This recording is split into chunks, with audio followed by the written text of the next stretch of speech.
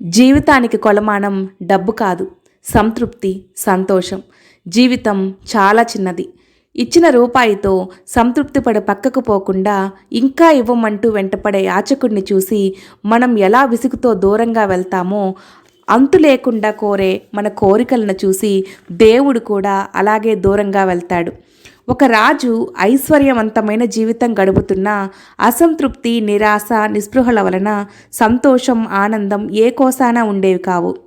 దర్బారులో పనిచేస్తున్న ఒక సేవకుడు హాయిగా ఆనందంగా ఆడుతూ పాడుతూ పనిచేసుకుంటూ ఉండేవాడు. రాజు అతన్ని అడిగాడు, ఇంత సంతోషానికి కారణమేమిటి అని. రాజా, నాదేముంది, నేనో సేవకుడిని, నా కుటుంబానికో గూడు, 2 పూటలా తిండి ఉంటే చాలు, అంతే కదా అని జవాబు చెప్పాడు. కానీ రాజుకు మాత్రం సేవకుడు చెప్పిన జవాబు తృప్తినివ్వలేదు. రాజుగారి వ్యధ విన్న ముఖ్య సలహాదారుడు, రాజా, అతనికి ఒక పరీక్ష పెడదాము అని చెప్పి ఒక సంచిలో 99 బంగారు నాణాలను పెట్టి ఆ సేవకుని గుమ్మం ముందు పెట్టాడు. మరుసటి రోజు ఆ సేవకుడు బంగారు నాణేలు ఉన్న సంచిని చూసి ఇంట్లోకి తీసుకెళ్ళి ఆశ్చర్యపోయాడు.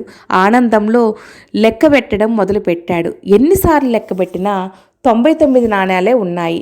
99 నాణేలే ఉన్నాయేంటి, 100వ నాణెం ఖచ్చితంగా ఇక్కడే పడిపోయి ఉంటుంది అని ఇల్లంతా వెతికి వెతికి అలసిపోయాడు. ఆ ఒక్క నాణెం గురించి ఆలోచించి అలసిపోయి కుటుంబానికి దూరమై సంతోషంగా పనిచేయడం కూడా మర్చిపోయాడు.